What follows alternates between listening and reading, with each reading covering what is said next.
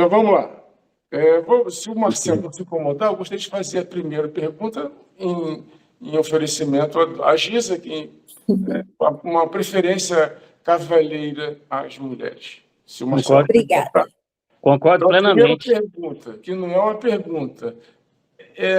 Giza, quem é você? Se apresenta para os seus eleitores. Eu sou a Giza Soares, uma mulher negra, autista, sou esposa, mãe, avó, e eu não nasci na política, eu nasci na luta. Eu me considero uma mulher muito forte. Eu já fui moradora de rua, já fiz esmola, fui criada em orfanato, hoje sou CEO de um jornal, e agora estou aqui como pré-candidata. Ok. Encerrou? Então, Marcelo, a mesma pergunta. Quem é você? Se apresente aos seus eleitores. Eu sou Marcelo Ferreira, conhecido como Marcelo Trator, e depois de muitos anos como administrador regional, me colocaram esse belíssimo apelido carinhoso da população. Sou nascido em Brasília e estou aqui como pré-candidato a deputado distrital para continuar transformando a vida das pessoas. Esse é o Marcelo Trator. Ok. Giza, você tem a oportunidade de complementar, caso queira, sua pergunta em mais 30 segundos. Tem alguma coisa a mais que queira dizer sobre você? Não, está tranquilo. Ok. Marcelo, podemos seguir? Então, agora, próxima pergunta. Por que Marcelo, vai responder primeiro, por que Marcelo resolveu ser pré-candidato, objetivamente? 1 minuto. Cláudio, foi depois que eu me tornei administrador regional, dia 7 de janeiro de 2019, eu vim fazendo um trabalho de 7 anos e 4 meses.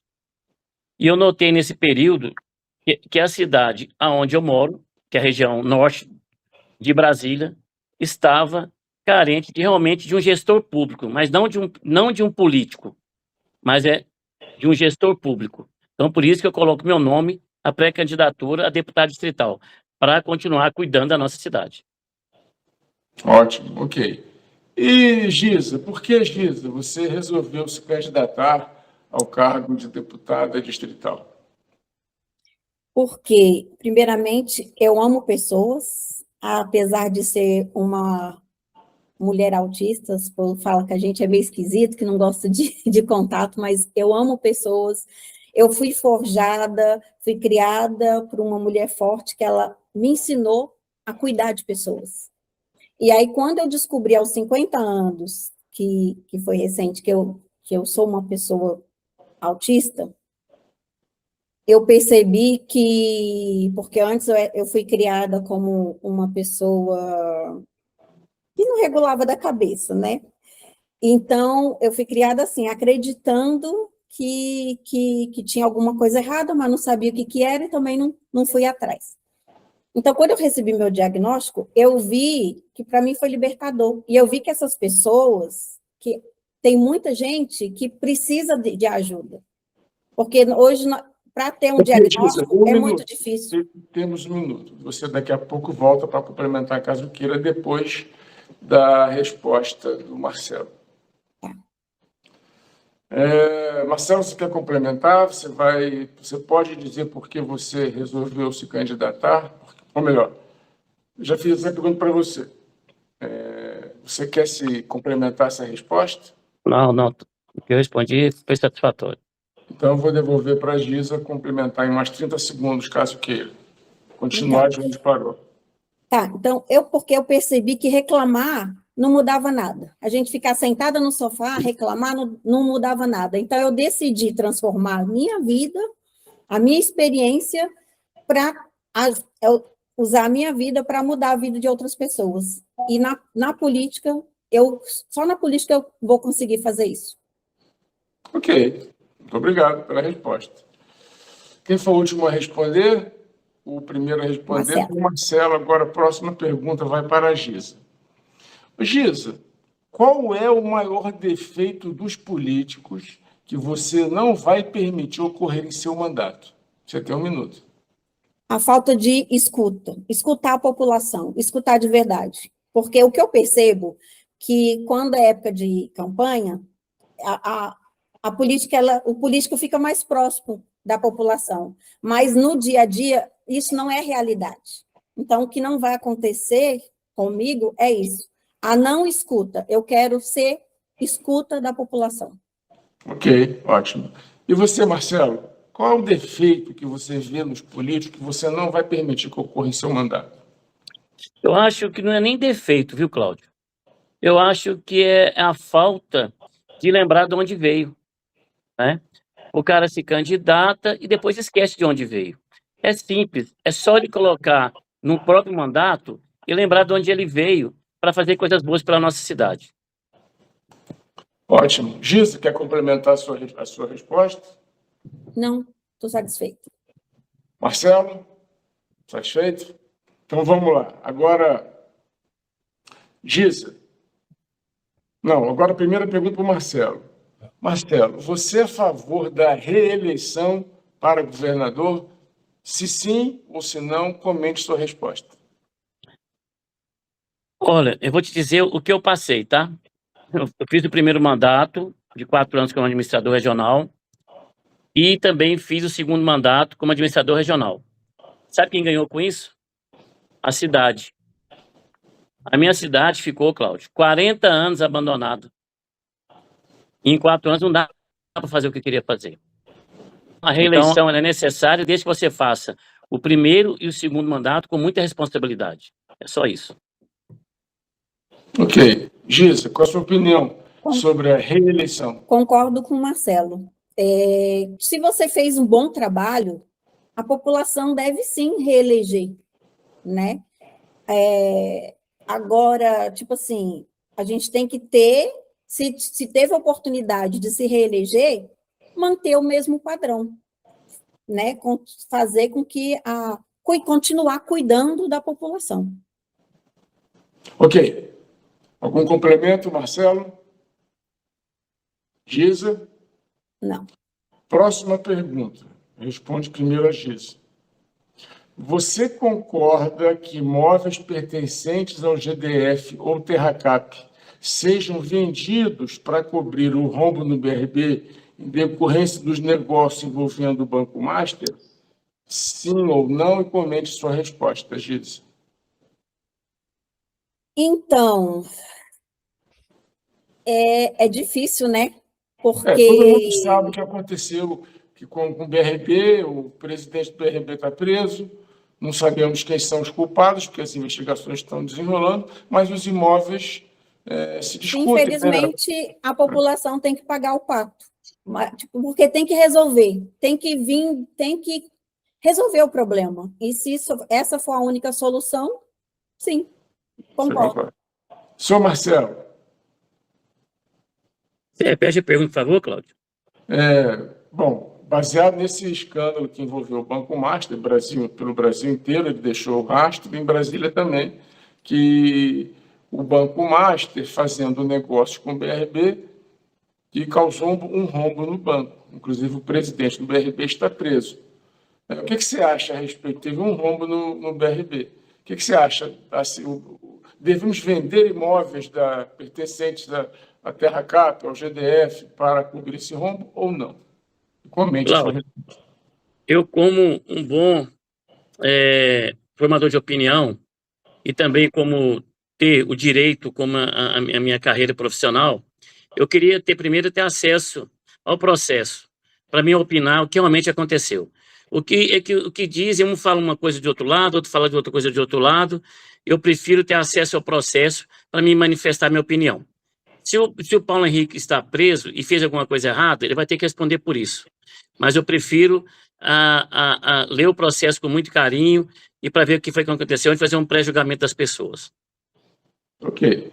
Giza, algum complemento?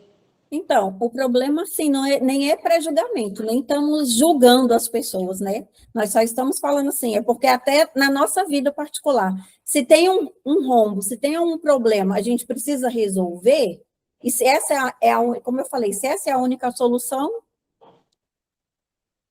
Ok. Marcelo? Estou satisfeito pela minha resposta.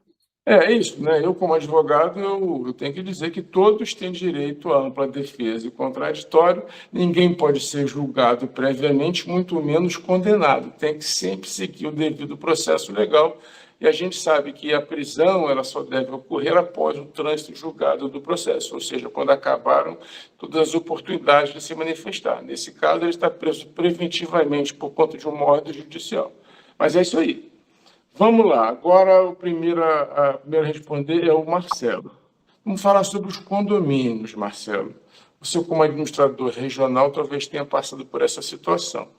Qual a sua opinião sobre a ocupação irregular das terras no DF, como é o caso dos condomínios? O que você acha que pode ser feito, que deve ser feito sobre isso? Cláudia, essa pergunta é muito interessante. Eu, como administrador regional, eu assinei 9 termos de regularização na minha região, inclusive condomínios já existentes na região. Qual a minha visão depois de 7 anos? Regularizar diminui a grilagem.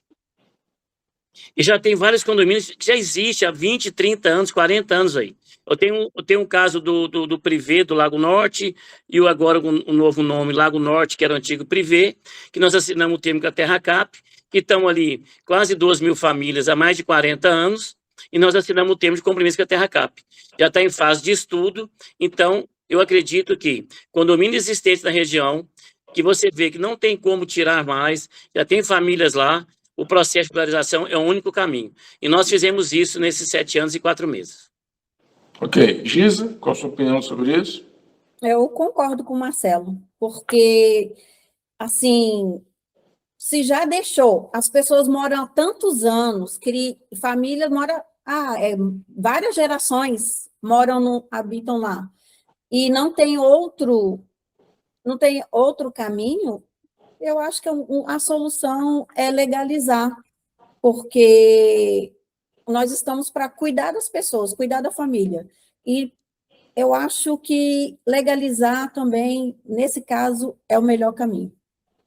Nesse sentido, então, nós estamos tratando dessas ocupações que já estão feitas há muito tempo. E as novas ocupações? Marcelo, você é a favor? Ocupações regulares? Olha, ocupação regular nunca é bom, mas precisa do Estado agir. Então, se tem ocupações acontecendo, se chama os órgãos competentes para não deixar acontecer. E o que já existe, nós já fizemos, entramos com o processo de regularização. Ok. Giza? Concordo. Tipo assim, nós estamos falando nas antigas, mas as novas, o Estado tem que desocupar logo, tem que agir, tomar uma atitude. Se não tomar uma atitude, porque isso aí, na verdade, está dando pano para manga para os grileiros, né? Se a gente não tomar uma atitude. O Estado tomou uma atitude, não deixou acontecer. Ok. Marcelo, algum complemento? Não. Anterior? Ok. Giza, podemos seguir.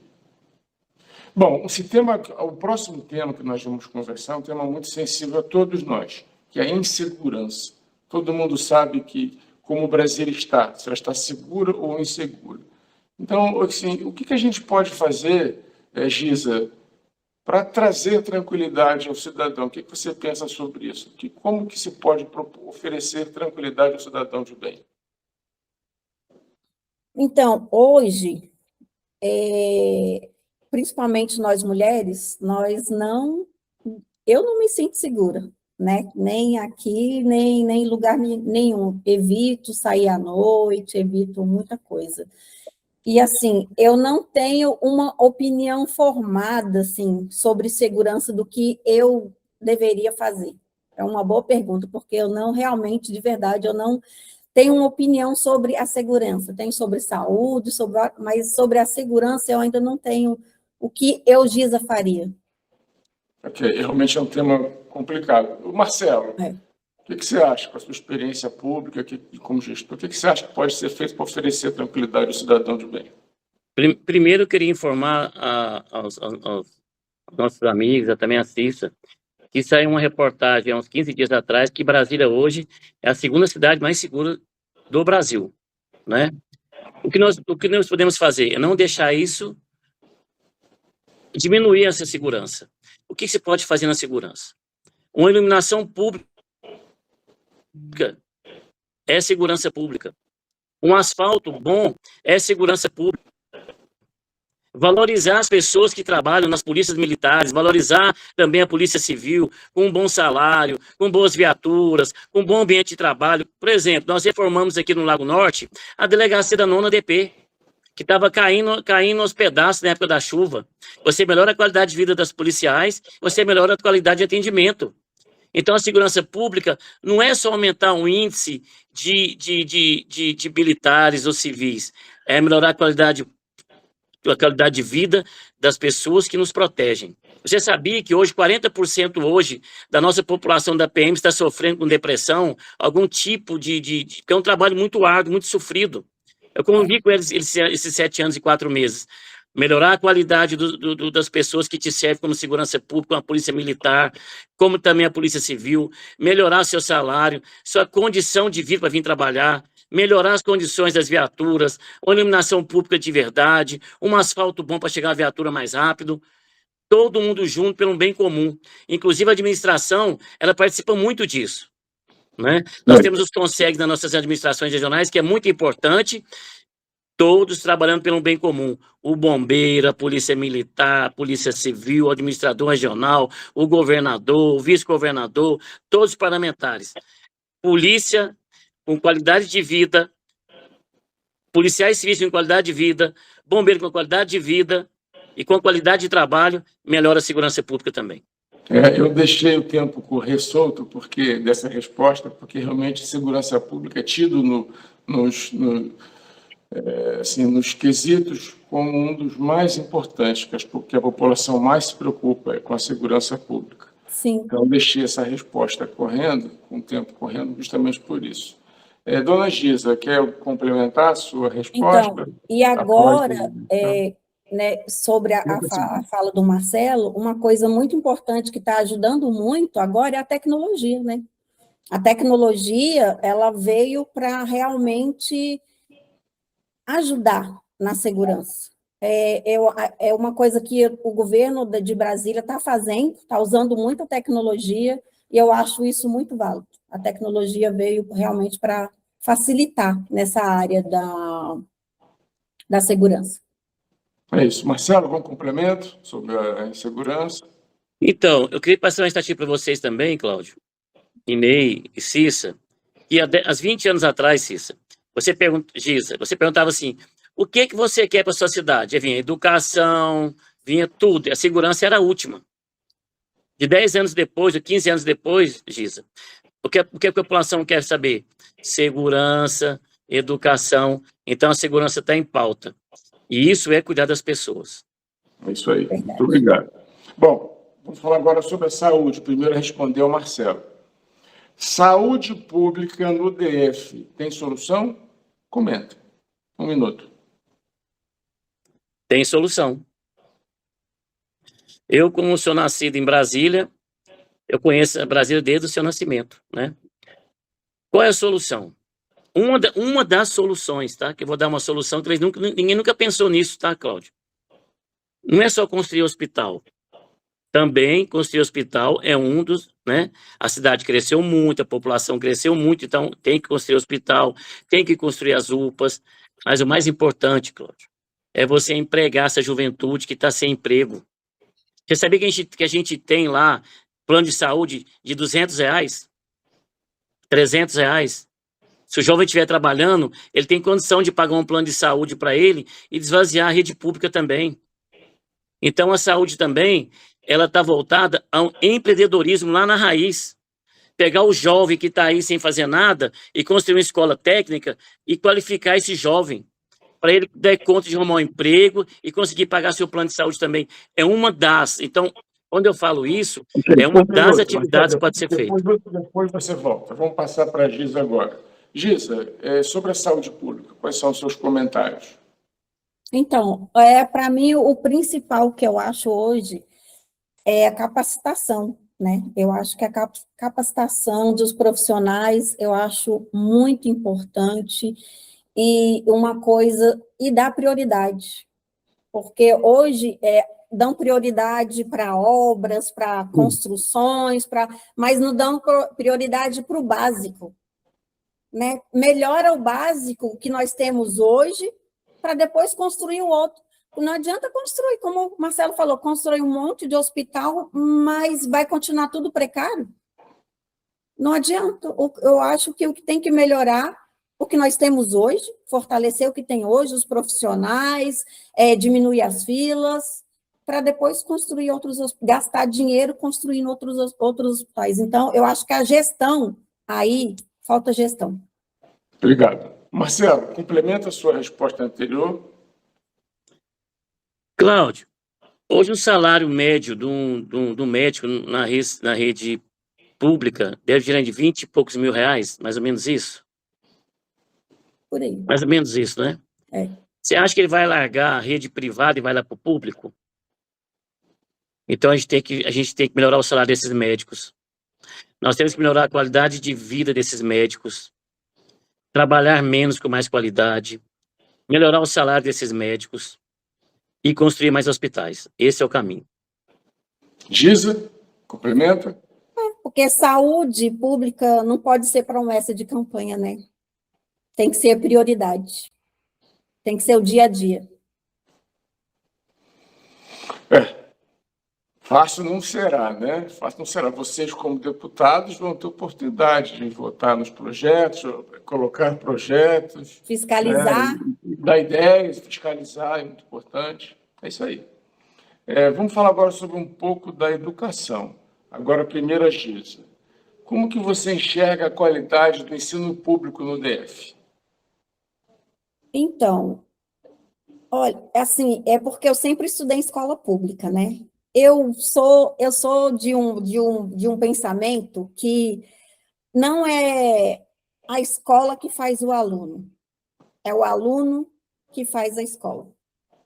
Então, assim, nós temos muitos problemas na rede pública, nós temos. Mas um exemplo da minha família, tenho 2 sobrinhas que saíram de escola pública, nunca fizeram cursinho e passaram na UNB. Então, tipo assim, hoje nós temos muitos desafios, muitos problemas, muita falta, mas eu acho que quando o cidadão quer, ele faz acontecer. Então, a escola, quem faz somos nós. E o que falta hoje é só a inclusão de verdade, que não existe. Não existe. Marcelo, sobre esse mesmo tema, sua opinião. É porque, na realidade, os temas de segurança pública, educação, né, e saúde, você vê que são temas que têm que ser mais bem cuidados, né? Inclusive, melhorar a qualidade dos professores também. O grande problema hoje é que essas classes, elas estão esquecidas. Tem muita propaganda, muita coisa que fala, mas, na realidade, eles estão com salário defasado há muitos anos, qualidade de vida está aí também, então isso reflete dentro da sala de aula. Você vê, ó, eu tenho uma escola aqui no Lago Norte que chama Olhos d'Água. E um dia eu fui nessa escola e estava indo embora os meninos muito mais cedo. Aí eu perguntei para o diretor, por que tem indo embora os meninos mais cedo? Marcelo, está muito quente aqui. Eu fui até uma empresa privada e nós colocamos o ar-condicionado em todas as salas de aulas da escola pública. Sabe o que aconteceu? A evasão diminuiu, porque o menino preferia ficar dentro da sala de aula que estava fresquinho do que ir para casa ficar num calor. Então, o que precisa é a qualidade de vida dos professores e das pessoas que frequentam lá. Ótimo. Giza, algum complemento? Então, é como o Marcelo falou, né? Uma coisa está ligada para a outra. Se você cuida, é aquela coisa, é cuidar de pessoas. Se você se você se preocupa com as pessoas, você cuida em todos os âmbitos, né? Na saúde, na educação. É cuidar das pessoas, isso que está faltando. Focar nas pessoas. O que as pessoas precisam? Ouvir. As pessoas. Marcelo, algum complemento? Na maioria das vezes, esse descaso, né? Que está trazendo, talvez, esse desgaste, né? A internet ainda piorou ainda muito mais ainda a vida dos estudantes. Então, a gente tem que tomar cuidado com a internet e cuidar desses jovens que estão precisando de ajuda. É isso aí. Vamos falar agora dos transportes públicos. Eu não sei se vocês usam, são usuários do transporte público. Eu não sou. Eu não sou porque eu não consigo. Eu preciso de tempo, o transporte eu particularmente, que o transporte não é eficiente, o transporte público. Qual é a sua visão sobre isso, Marcelo? Olha, o transporte público é outro gargalo também que nós temos na gestão pública, né?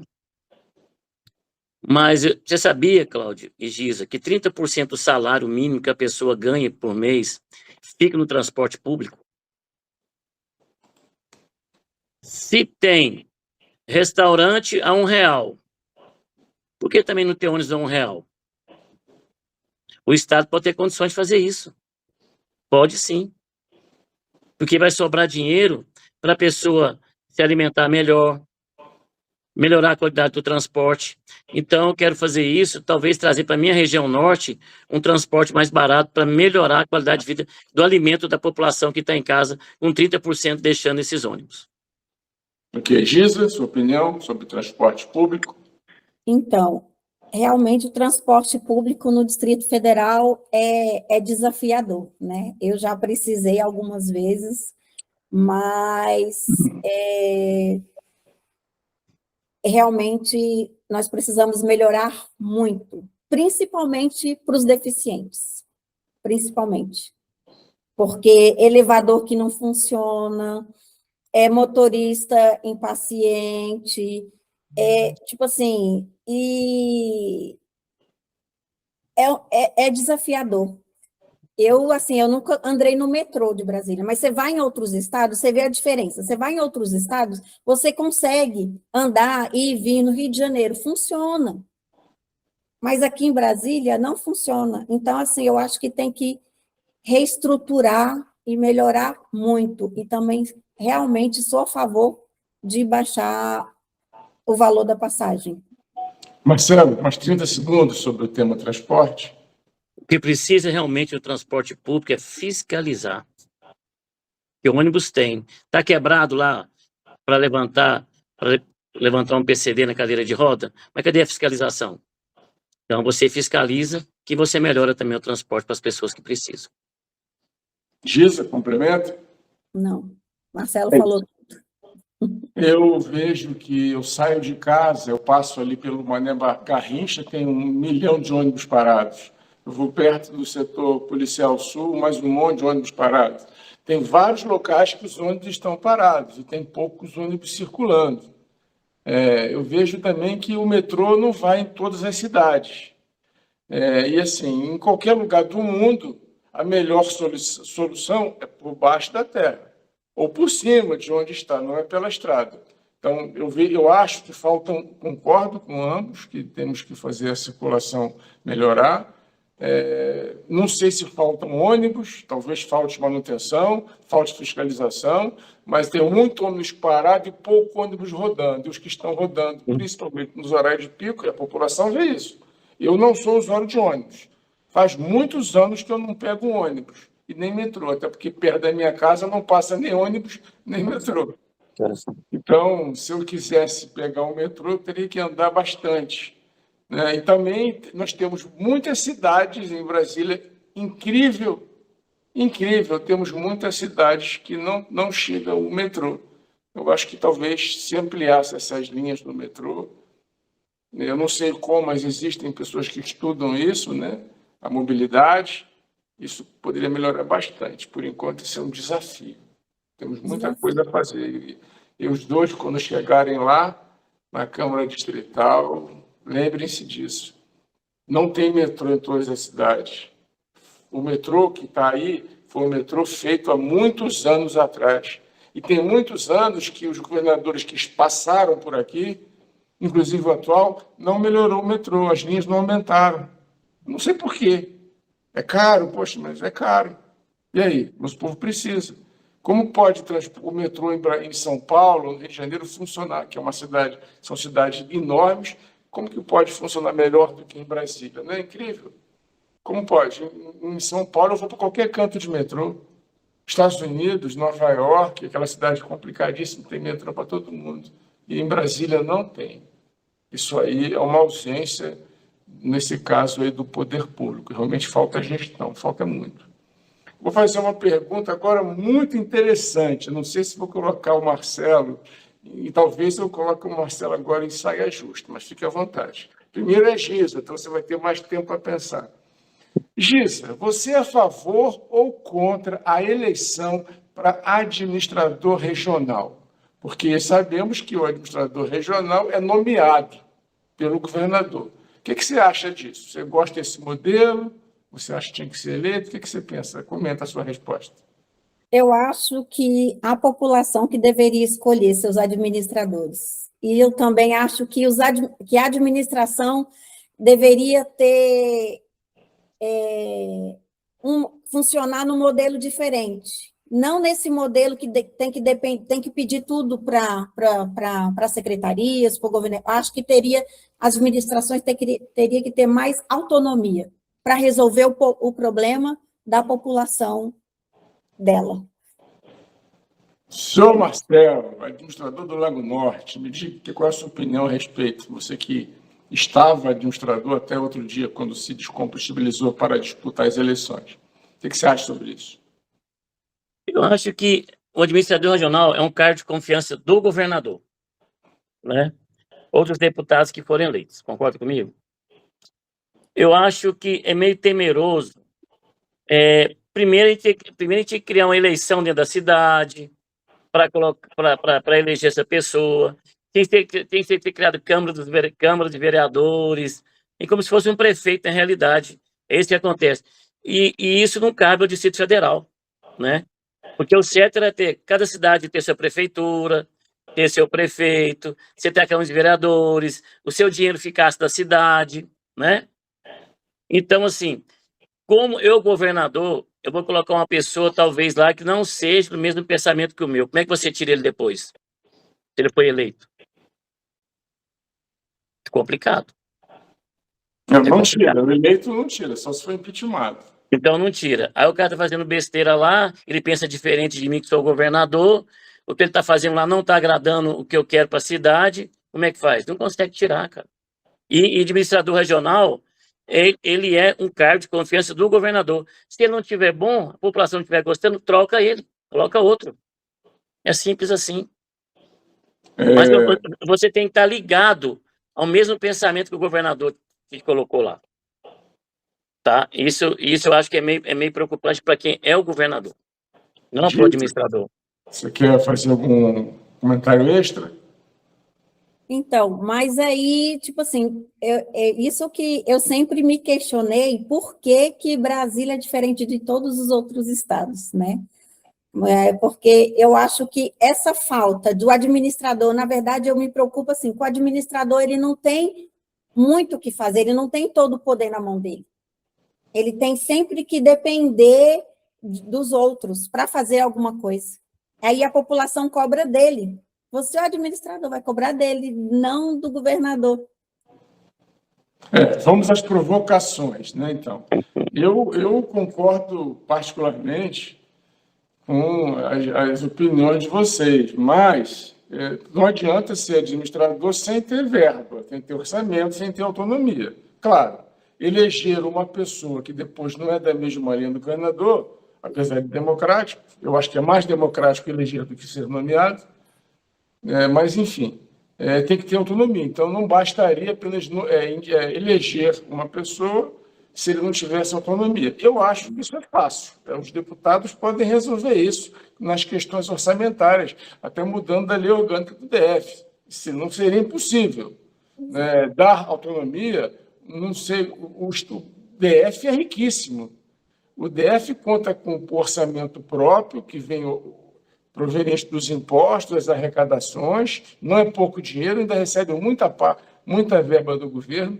Não era difícil criar essa autonomia, pelo menos em parte, pelo menos o mínimo, para que o administrador pudesse eleger suas prioridades, atendendo, ouvindo a população e fazendo as coisas que a administração, que ela vê que tem que ser feito muitas vezes.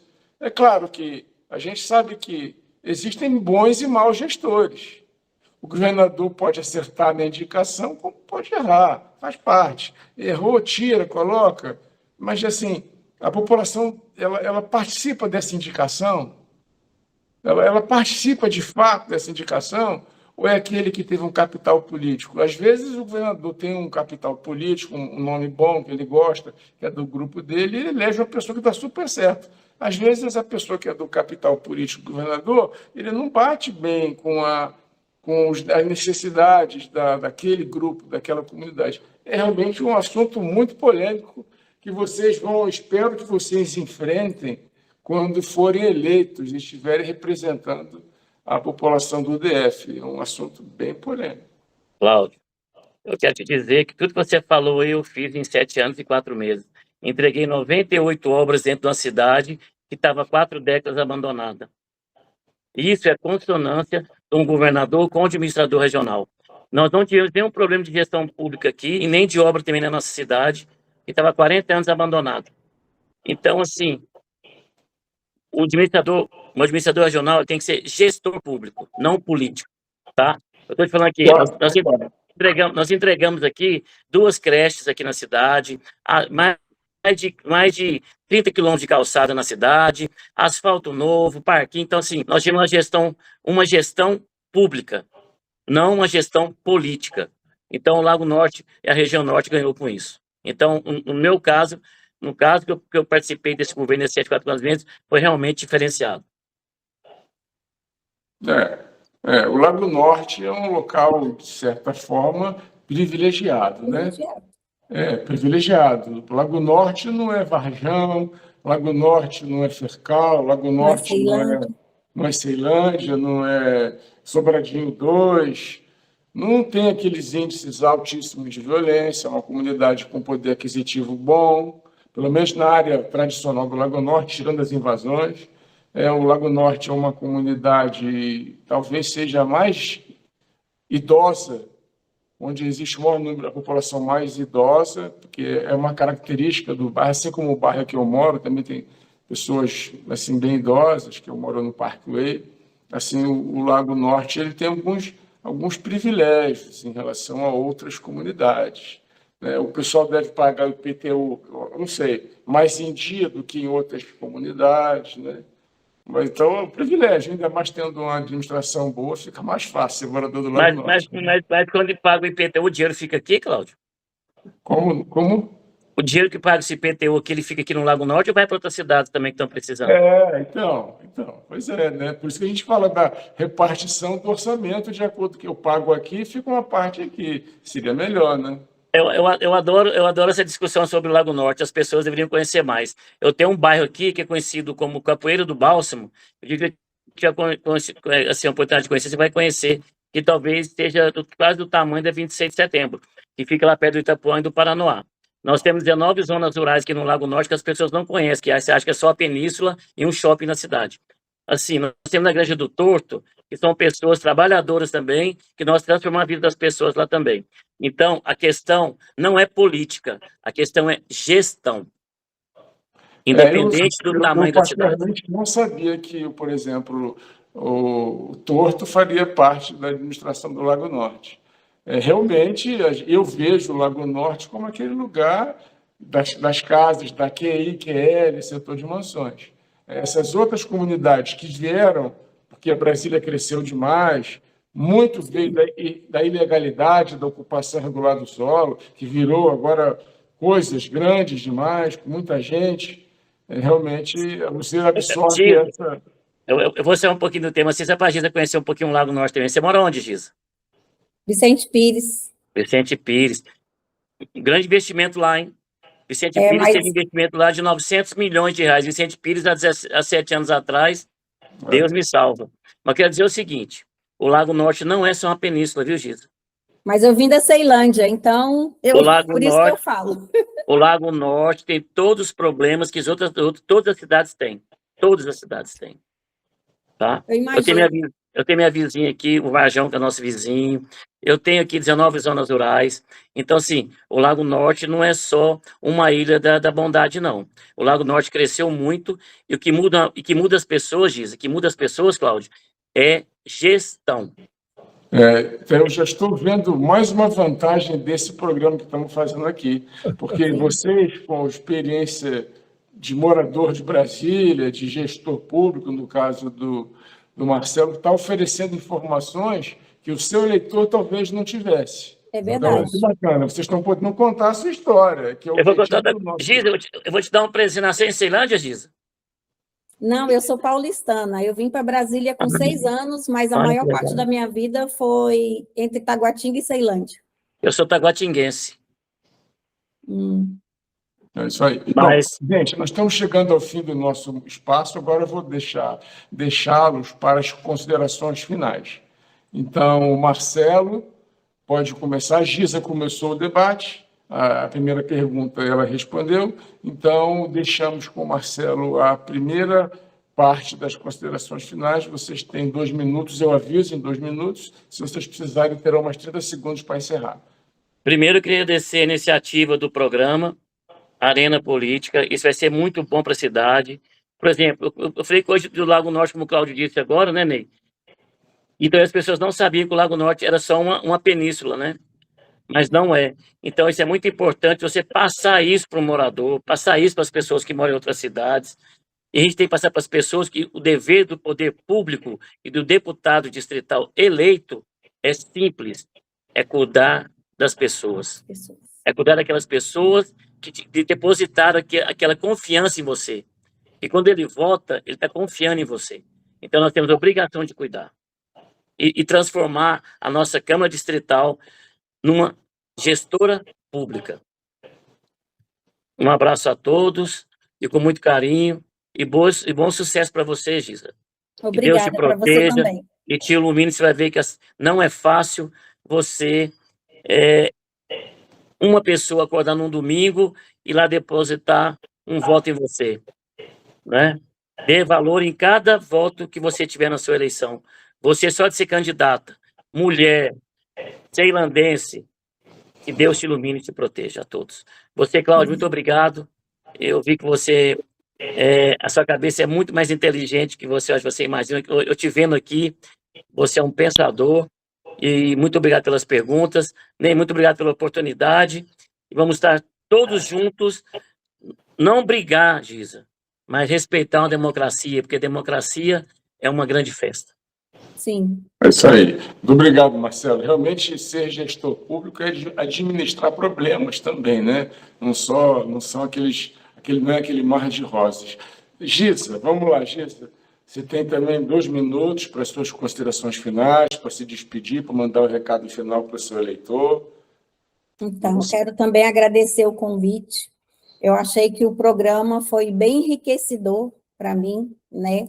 Como marinheira de primeira viagem, e estava super nervosa por nunca ter participado, mas eu quero fazer um convite para as pessoas, para elas não se acostumarem. Sempre foi assim, deixa assim, e não participar da política. Venha participar da política, sim, porque nós só conseguimos as coisas se a gente participar. Se a gente pode mudar, a gente não pode se acostumar, porque sempre foi assim, deixa para lá, não vou me movimentar. Porque eu entrei na política acreditando que a gente pode sim fazer a diferença, a gente pode sim, com coragem, porque não é fácil, né? É difícil. Eu não nasci na política, mas eu não fujo de uma luta. Eu estou aqui para lutar pelas pessoas, pela nossa cidade, pela nossa Brasília, e sempre me pergunta, será? Você está preparada para isso? Não estou preparada, mas eu vou me capacitar todos os dias, estou me preparando para isso. É uma caminhada, estou começando agora, estou me preparando para isso, mas o mais importante eu tenho, que é coragem, e eu aqui estou, para fazer um DF mais humano e mais inclusivo. É isso aí. Muito obrigado a você, muito obrigado a você, Giza, a você, Marcelo. Parabéns, viu? Primeiro pela decisão corajosa de se apresentarem à população do DF como candidatos a um cargo público que depende do voto de outras pessoas. Mas eu tenho certeza que vocês deram um bom recado, deixaram a sua marca. O o interesse desse programa é realmente divulgar as propostas e divulgar principalmente quem é o candidato, né? O que tem por trás do personagem candidato. Eu tenho uma teoria que o candidato ele tem que trazer a sua experiência de vida, dizer quem é, mas a partir do momento que o pré-candidato é transformado em candidato, ele tem que vestir um personagem.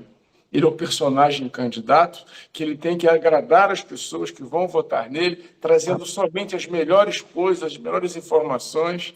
É isso aí. E é o trator, né? E o trator, porque ele deve ter esse período, porque deve ter feito assim, um trabalho pesado. É isso aí. Gente, encerro minha participação e devolvo a palavra ao diretor, o produtor do programa, meu amigo Ney. Muito bom, né? Respira fundo, porque a emoção é forte. Eu fico muito agradecido pela presença desse querido amigo, professor doutor Cláudio Avelar, literalmente, né? Não é só uma fantasia, não. É professor doutor mesmo, especialmente pela convicção dele, pela confiança que ele tem em mim de vir aqui e botar a digital dele. Isso é emocionante, cara. Numa ideia de um cidadão comum como eu. Calado, mas sempre insistente, né? Agradecer ao Marcelo Ferreira, do Partido Republicanos, agradecer a Giza Soares, do Partido Mobiliza Brasil, e a todos que assistirem esse programa, se possível, do começo ao fim, pelo menos uma vez, ou em prestações suaves no carnê, porque nada do que aconteceu aqui hoje pode se perder, certo? Eu quero que vocês se preparem, porque vocês acabaram de abrir um livro novo na história do Brasil, especialmente da política brasileira. Eu convivo com ela há 50 anos. E vocês abriram um livro novo. A primeira página foi escrita hoje. A partir de agora, não haverão mais eleições sem a presença de vocês, os candidatos da primeira instância, que são os deputados distritais aqui, estaduais nos outros estados. A gente precisa ter a coragem de fazer. Podemos até errar ou não fazer de forma tão perfeita como gostaríamos. Mas, como disse a professora Giza Soares, nós não podemos nos omitir nem ter medo ou nos curvarmos diante da conveniência. Seja quem for, será do meu tamanho. A Constituição brasileira diz: todo poder emana do povo e em seu nome deve ser exercido. Espero que vocês o façam com galhardia para entrar para a história muitas outras vezes. Obrigado, minha gente. Obrigado, Cláudio. Vamos fazer a nova política do Brasil. Boa sorte. Obrigada. Boa sorte.